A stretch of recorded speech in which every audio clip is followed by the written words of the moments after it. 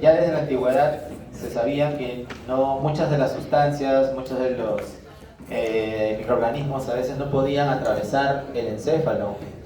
¿Y por qué? Por la existencia de esta barrera, ¿no? Esta barrera va a estar constituida por varios grupos de células. Uno de esos grupos celulares, ¿no? Son los astrocitos, que mediante una prolongación que se denomina su podocito van a envolver, ¿no?, a las células endoteliales para bloquear el paso de muchas de las sustancias que están en el torrente sanguíneo. Pero también pueden permitir el paso de otras. ¿Por qué? Porque tienen transportadores, tienen proteínas de membrana que permiten pasar algunas sustancias, ¿ya? Entonces, en líneas generales, la barrera tiene células endoteliales, tiene pericitos y tiene los procesos astrogliales. Todos ellos van a, de alguna forma, conformar esta barrera. Ahora, las células endoteliales tienen uniones estrechas, ojo. O sea, esas células endoteliales están íntimamente, prácticamente pegadas, para no permitir pasar sustancias, muy distinto a otros capilares que sí son fenestrados, ¿no? Y pueden pasar, pero aquí en la barrera hematoencefálica no lo hacen. Y ahí están, ¿no? Estas son las uniones estrechas, ¿ya? Por eso que muchas bacterias, virus o algún otro componente se queda en el torrente sanguíneo. Es por eso, por ejemplo, si yo tengo una infección generalizada que se denomina una sepsis, ¿no?, el cerebro no se infecta, ¿no?, muchas veces, porque esas bacterias pueden infectar otros órganos, pero no el cerebro.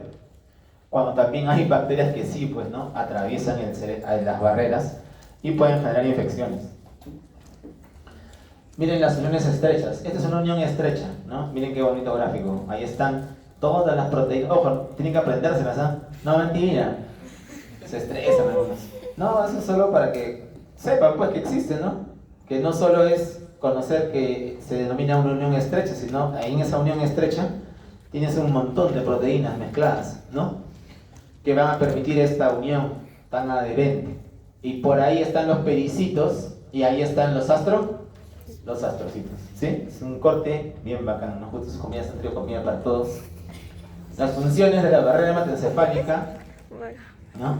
Ahí están. Es una barrera física, claro que sí, ¿no? Va a estar protegiendo al cerebro de todas estas sustancias. También es una barrera bioquímica y también va a regular, pues, el paso de sustancias, ¿no?, como por ejemplo glucosa y algunos aminoácidos. Existen otras sustancias que sí pueden, pues, de alguna forma pasar, ¿no?, como por ejemplo el oxígeno, el CO2, que son gases, o también algunas, digamos, sustratos energéticos también pueden atravesar la barrera. Y ahí tenemos, por ejemplo, algunos de estos canales, ¿no? ¿Se acuerdan qué era un GLUT? Biología de primer año, GLUT.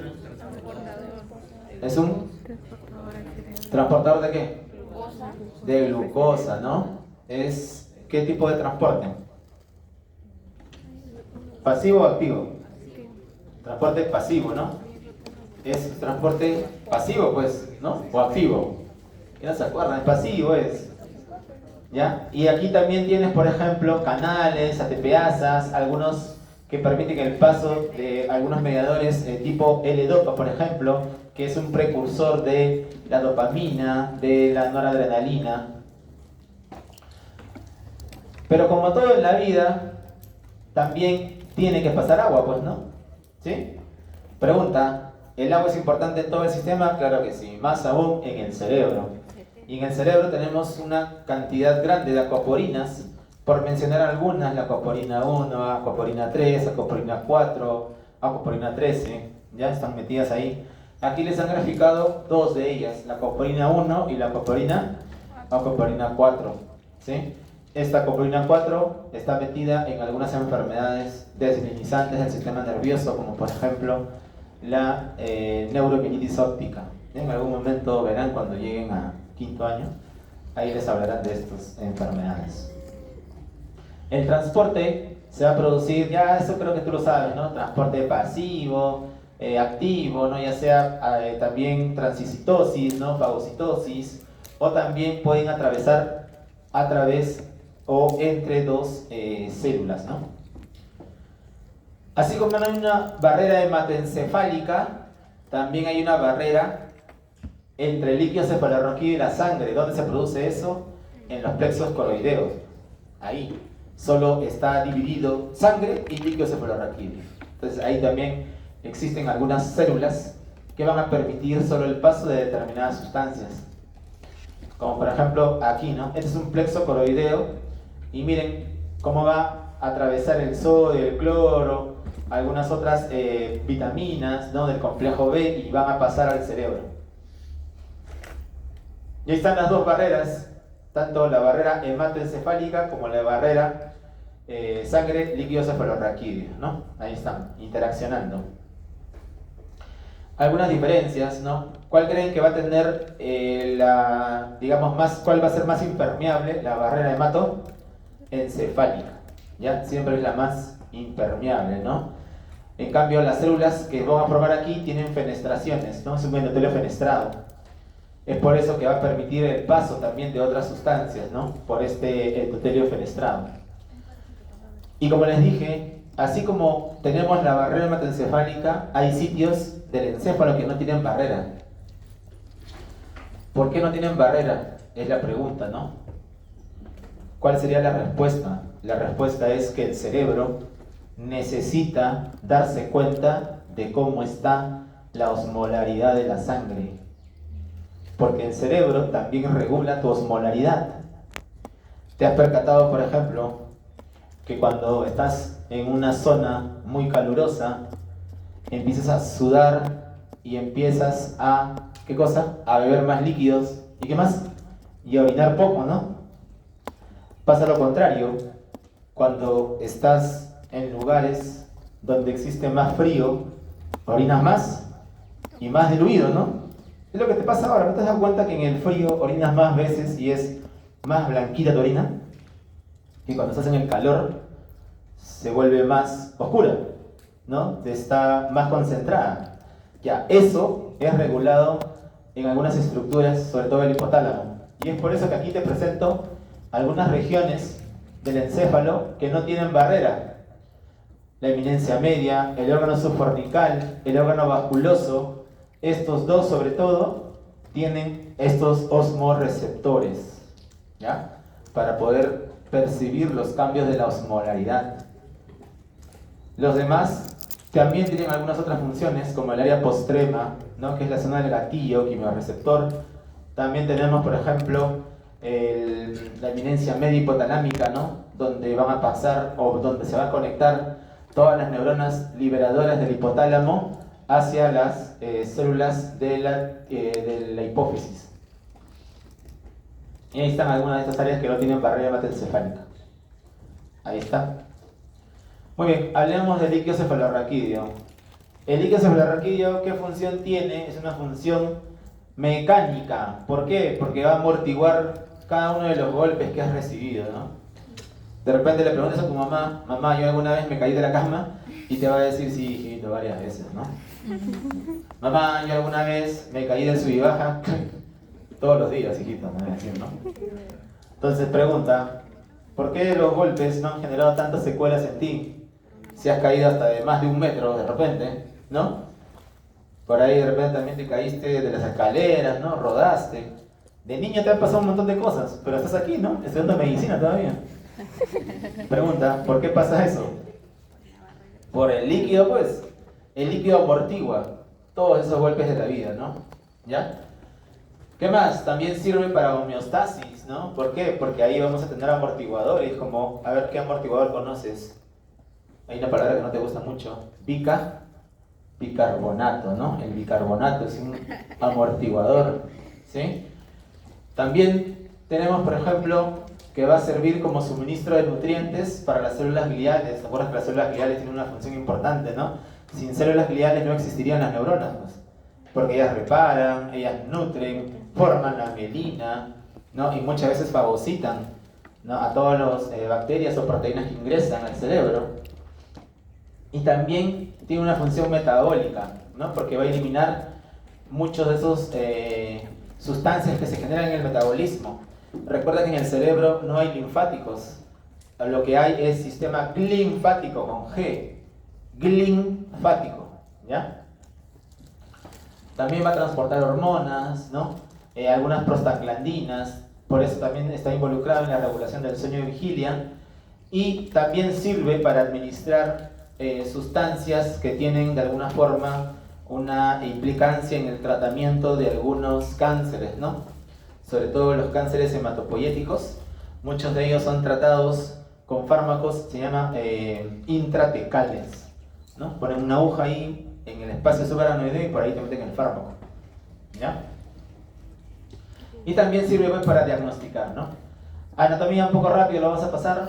En total, aprox en un adulto promedio, 70 kilos, tienes 150 mililitros a 160 mililitros de líquido cefalorraquídeo, divididos mitad y mitad en el encéfalo y la otra mitad en la médula, ¿no? O sea, 75 para arriba, 75 para abajo.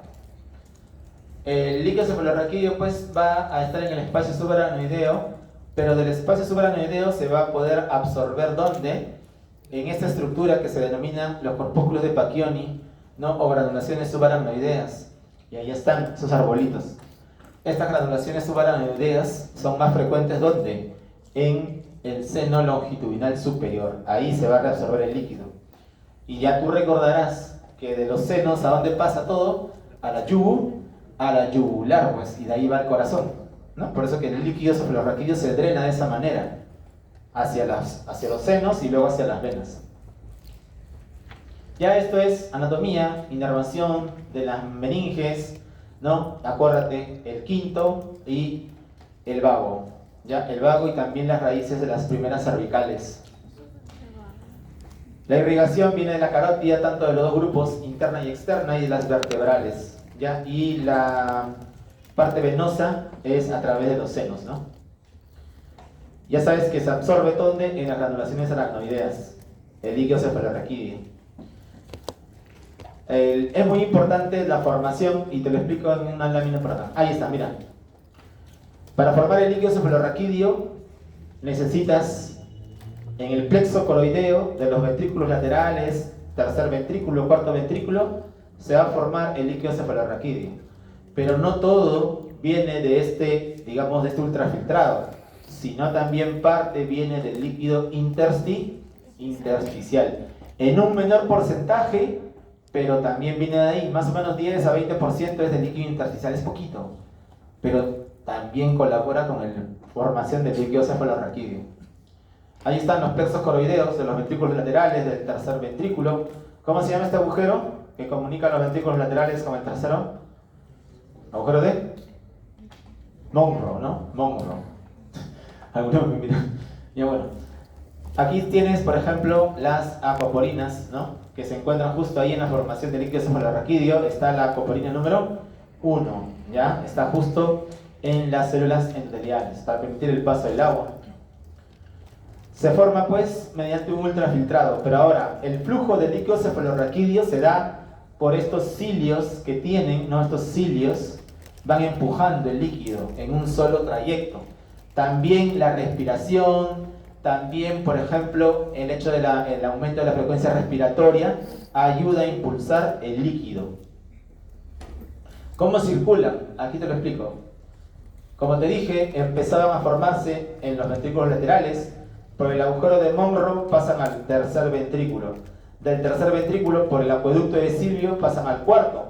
Y del cuarto, a través de los agujeros de Luschka y de Mayendi, pasa ¿hacia dónde? Hacia la cisterna magna, para seguir por todo el espacio subaracnoideo, y también parte se va hacia la médula espinal. ¿Sí? Ese es cómo es el flujo de líquido cefalorraquídeo.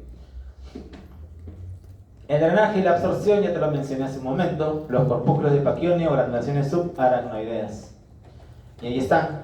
Cuando hay un desequilibrio entre la formación y la reabsorción del líquido, es donde empiezan las patologías. Y generalmente es en muchas ocasiones en la absorción del líquido, ¿no? ¿Qué cosa crees que puede obstruir la absorción del líquido? Presencia de sangre en el espacio subaracnoideo. Cuando hay sangre, se obstruye y empieza a aumentar el volumen del líquido dentro de los ventrículos. ¿Dónde más puede obstruirse? Por ejemplo, aquí, mira.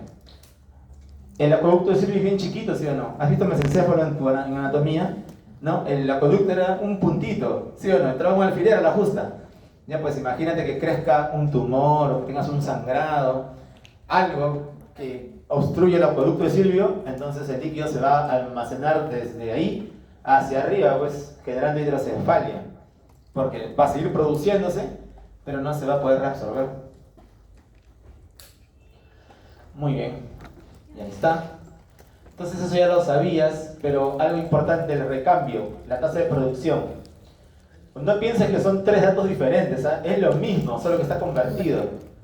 Tienes que aprenderlo de arriba, pues, ¿no? 500 a 600 mililitros al día, o sea, medio litro al día. Es por eso que cuando haces un procedimiento que se llama la punción lumbar, este líquido se genera nuevamente en las próximas 2 horas. O sea, no es que el paciente se va a quedar sin líquido, pasan 2 horas y lo vuelve a producir lo que ya se ha extraído. ¿Qué cosa es lo que vemos cuando extraemos líquido cefalorraquídeo? Esto, la presión de apertura. La presión de apertura normal del líquido cefalorraquídeo es hasta 20 centímetros de agua. Es lo normal en cualquiera de ustedes. ¿Puede modificarse fisiológicamente? Claro que sí. Si tú pujas durante la extracción, va a subir. Si tú toses, va a subir. ¿Ya? O sea, la maniobra de Valsalva, ese es Valsalva, pujar, toser, eleva la presión. Por eso tener cuidado, siempre que vean al paciente que no esté pujando, tosiendo, si no te va a dar una mala lectura, pues vas a pensar que está en hipertensión endocraniana cuando no tiene nada, no solo pujó, porque le dolía, pues, ¿no? ¿Sí? Por eso es importante conocer por qué se modifica fisiológicamente, ¿no? La presión de apertura ahí está, ¿ya? Por eso es importante saber. Ahora, algunos me dicen, doctor, ¿pero por qué me pone 2 valores? No son 2 valores. 20 centímetros de agua es en la unidad centímetros de agua, pero 15 milímetros de mercurio es en la unidad milímetros de mercurio, que al final es lo mismo porque tiene una equivalencia. 1 milímetro de mercurio es 1.36 centímetros de agua, no milímetros de agua, perdón, milímetros de agua. Es una conversión, nada más. Pero si tienes que acordarte de un valor es 20 centímetros de agua, porque es lo que tú vas a medir en centímetros de agua, no mides en milímetros de mercurio. ¿Cómo es la apariencia? Lo normal es el primero. Y esa apariencia se llama cristal de roca. Todo lo demás que parece orina, ¿no? Pero es lo patológico, pues. Cuando hay un líquido cefalorraquídeo patológico, ya sea inflamatorio, ya sea infeccioso. Y infecciones, acá, ¿qué te dije? Creo que la vez pasada también te comenté, ¿no? A la cabeza tuberculosis, ¿no? Se dice que en promedio, si tenemos en un conglomerado de gente, aprox entre el 60 y el 70% ya ha tenido contacto con el bacilo, ¿no? Lo tiene ahí metido. O sea, de aquí pues la mitad, un poco más de la mitad tendremos el bacilo ahí metido, ¿no? Pero está pues encapsulado por tu sistema inmune, ¿no? Tus macrófagos lo encapsulan y lo tienen ahí. Va a llegar un momento, eso se llama la reactivación, ¿no? Donde vuelven a salir, pues. Y ahí causan enfermedad en algunos casos. La apariencia también puede cambiar, ¿no? Si por ejemplo tengo muchos glóbulos rojos por milímetro cúbico, generalmente más de 1000, se torna eritrocrómico. Si tengo muchas proteínas, se torna xantocrómico. Y cuando tengo un líquido cefalorraquídeo turbio es porque tiene muchos leucocitos, ya sea polimorfonucleares o ya sea mononucleares. ¿Sí? Eso le da la turbidez. Algunos ejemplos, ¿no? Donde podemos tener esos cambios de coloración del líquido cefalorraquídeo. El recuento de las células normales, yo puedo encontrar hasta 4 en el líquido cefalorraquídeo y predominantemente mononucleares. Si yo, por ejemplo, tengo un líquido cefalorraquídeo con muchos eritrocitos, más o menos por cada 1000 eritrocitos yo le tengo que descontar un glóbulo rojo. Les pongo un ejemplo. Tengo un líquido cefalorraquídeo con 10 leucocitos. Ojo, 10 ya es patológico, ¿sí o no? Más de 4 es patológico, con 10 es patológico. Pero te digo que tiene 80.000 eritrocitos. ¿Cuántos leucocitos le vas a quitar por 80.000 eritrocitos? 8, ¿sí o no? ¿No? No, perdón, por 8.000 eritrocitos. Le quitas 8 leucocitos, ¿no? Porque cada 1000 eritrocitos equivalen a un leucocito. Y si tú a 10 le quitas 8, ¿cuánto te queda? 2. ¿Y sería normal o no? Sí. Claro. Esa es la equivalencia, ¿ya? Siempre que hay mucha sangre hay que quitarle un leucocito. Apréndanse esto nada más. Y ahí hay un ejemplo, ¿no?, de un líquido cefalorraquídeo. Las proteínas es normal hasta 45, tiene 350. ¿Eso es normal o no? Recontra normal, ¿no? La cantidad de leucocitos, te dije hasta 4, ¿cuánto tiene? 50, recontra normal, celularidad alterada. Y tiene predominio mononuclear, 100% mononucleares, ¿no? Es un líquido alterado. Hay algo también importante, las proteínas, te dije que era normal hasta 45, pero 45 miligramos por decilitro. ¿Ahí en qué unidad está? En gramos por litro, es lo mismo, pues, ¿ya? Pero en los informes muchas veces te va a salir 45 miligramos por decilitro. Y puede variar de acuerdo a la edad. Cuando hay muchas proteínas se llama hiperproteinorraquia. Esa es la terminología. Y en algunos casos se puede ver mucha proteína con poco o con ninguna alteración de la celularidad. Y es la única entidad que se denomina Guillain-Barré, donde yo puedo ver eso. Hay un paciente que tiene, no sé, 150 de proteínas y solo 4 leucocitos. ¿Ya? La glucosa, aquí sí presta atención, ¿ya? La glucosa, yo necesito siempre tener la glucosa sérica. ¿Qué quiere decir? Necesito que le midas a mi paciente cuánto de glucosa tiene. ¿Por qué? Porque la glucosa del líquido cefalorraquídeo, la única forma de saber si está normal es conociendo la glucosa sérica. Por ejemplo, si yo tengo de glucosa sérica 100, en mi líquido cefalorraquídeo, lo normal será el 60% de ese 100. ¿Cuánto es 60% de 100? 60. O sea, hasta 60 yo lo voy a considerar normal. Si yo tengo menos de ese valor, quiere decir que hay algún microorganismo que está consumiendo la glucosa del líquido cefalorraquídeo. ¿Entiendes? Cuando hay menos de ese valor, o sea, menos del 60% de la glucosa sérica. Hablemos de la dinámica del líquido cefalorraquídeo. Recuerda que en la bóveda yo tengo esto es sólido, no va a ampliar de tamaño. Tengo parénquima, tengo líquido, tengo volumen del sangre. Esos tres siempre tienen que estar estables. Si empieza a crecer una masa, cualquier cosa que ocupe espacio dentro va a haber un desequilibrio, pues. ¿Y quién es el primero en responder siempre? El líquido cefalorraquídeo empieza a drenarse. Por algún lado empieza a salir, por eso que te ponen en el canito que se abre, porque él tiene que perder para que esa masa empiece a no desequilibrar todo el sistema, ¿ya? Al final, lo más catastrófico es que empieces a perder volumen de sangre, ¿no? Y ahí es donde inexorablemente vas a la muerte, ¿ya? Todo eso se rige por la doctrina de Monro-Kelly, ¿ya? Eso del flujo ya lo has conocido en algunas diapositivas, creo que te pasé anteriormente. El gasto cardíaco es 20%, del gasto va al cerebro y el flujo normal tiene que estar en este rango. Cuando baja el flujo por menor de 50-60 mililitros por minuto por 100 gramos de tejido cerebral, ya empieza a haber déficit y ya empieza a haber daño irreversible del encéfalo. Por eso que existe la autorregulación cerebral. ¿Qué quiere decir? Que trata de mantener una adecuada perfusión cerebral, incluso los cambios bruscos de la presión arterial. Por ejemplo, yo puedo tener una presión arterial ahorita de 100, mi cerebro se perfunde normal, pero imagínate que baja a 60, se mantiene igual, porque hay una variación de ¿qué? De los diámetros de los vasos. Eso se llama autorregulación, y ahí está. Mantiene en este rango de 50 a 150, mantiene un buen flujo.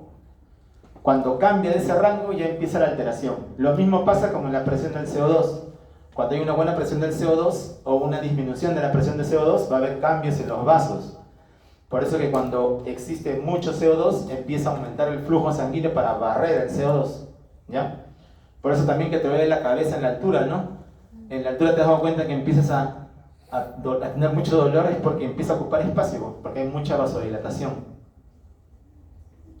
Y la presión de perfusión, esto es muy importante para mantener un adecuado volumen cerebral, ¿no? ¿Y cómo se halla la presión de perfusión cerebral? Es bien fácil, ¿no? la presión arterial menos la presión del cerebro, ¿no? La presión intracraneal. Y para ir terminando, la presión intracraneal entonces hay que mantenerla constante. Cuando se altera, vamos a verlo en este gráfico. Aquí, miren, por ejemplo, ¿no? Si yo empiezo a pujar, por ejemplo, o aumentar la presión de mi cavidad intratorácica, ¿qué te dije hace rato? El líquido cefalorraquídeo se drena, ¿dónde? Hacia los senos venosos y de los senos a la a la yugular. La yugular es una vena, no tiene válvulas. Si yo aumento la presión de la caja torácica, pregunta, ¿no se comprimen las venas? Sí. Claro, entonces, ¿qué va a pasar arriba? Va a empezar a incrementar la presión. ¿Entienden? Un ejemplo, ¿no? El cambio de estar de bipedestación también puede cambiar la presión. Entonces, puede cambiar la presión intracraneal si aumenta el líquido, si no se reabsorbe bien, o si empieza a variar la presión de las venas, ¿no? Y ahí está la doctrina de Monroe-Kelly, lo que les dije. Trata de mantener este sistema a expensas de ¿quién? Del volumen de líquido cefalorraquídeo. Y esto es lo que quiero explicarles, ¿no? Porque esto es, digamos, la carnecita. Esto, miren. Tenemos en un lado presión intracerebral y en otro lado volumen del cerebro. Esta primera fase siempre es compensatoria. Porque mira, está aumentando el volumen, de repente tienes un tumor cerebral, tienes sangre en el cerebro. Está aumentando tu volumen cerebral, pero pregunta, ¿tu presión intracerebral aumentó? No, porque el líquido está empezando a salir, ¿ya? Pero ¿qué pasó aquí? De la fase 1 a la fase 2, ya empieza a aumentar, ¿sí o no? Pero todavía lo estás manteniendo, por más que aumente también el volumen del cerebro, porque el tumor sigue creciendo, pero tu presión se está tratando de mantener. Pero cuando ya pasas acá, ya fue, aquí ya te hernias.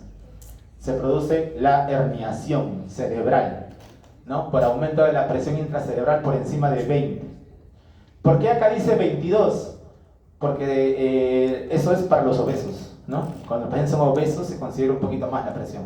Pero 20 es promedio, ¿ya? En general, para todas las personas. Y ya lo que te dije, ¿no? La herniación es el fenómeno final del aumento de la presión intracerebral. ¿Qué cosa es herniación? Parte del encéfalo trata de salir o desfogar por algún agujero. Pregunta, ¿cuál es el único agujero grande que tenemos en todo el cráneo? El magno, ¿no? Entonces, las fuerzas siempre van hacia el magno y es por eso que el uncus del temporal se sale por el magno y comprime el bulbo, comprime la protuberancia y el paciente se muere, ¿ya? En niños puede cambiar la presión, en adultos ya sabes que es hasta 20 centímetros de agua o 15 milímetros de mercurio. Y algunas patologías que pueden alterar la presión intracerebral, como te dije, cualquier cosa que ocupe volumen en el cerebro. Un tumor, un granuloma, un absceso, la sangre, un hematoma epidural, un hematoma subdural, lo que sea que ocupe volumen va a alterar la presión intracraneal. Y existen algunos signos muy importantes, ¿no? Síntomas como dolor de cabeza, vómito explosivo, ¿no? ¿Ha visto vómito explosivo alguna vez? Como dice su compañero, ¿no? Con vuelo, ¿no? No es el que vomita aquí, es el sale así. ¿Ya? Así como han visto en los dibujitos, en las películas, ¿no? El pobre angelito como lo vomita, igualito. Así lo van a ver en el paciente porque tiene demasiada presión intracerebral. Y esta triada de Cushing solo se ve hasta un 30% de pacientes nada más, o sea, un tercio lo tiene. Pero generalmente es cuando ya te estás descompensando, ¿no? Hay hipertensión, disminución de la frecuencia cardíaca, alteración en el patrón respiratorio, y al final lo llevan al estupor, al coma y inexorablemente a la descerebración y a la muerte, ¿no? Es lo más catastrófico que puede existir. ¿Ya? Bueno, chicos, gracias. Nos vemos mañana a las mediodía.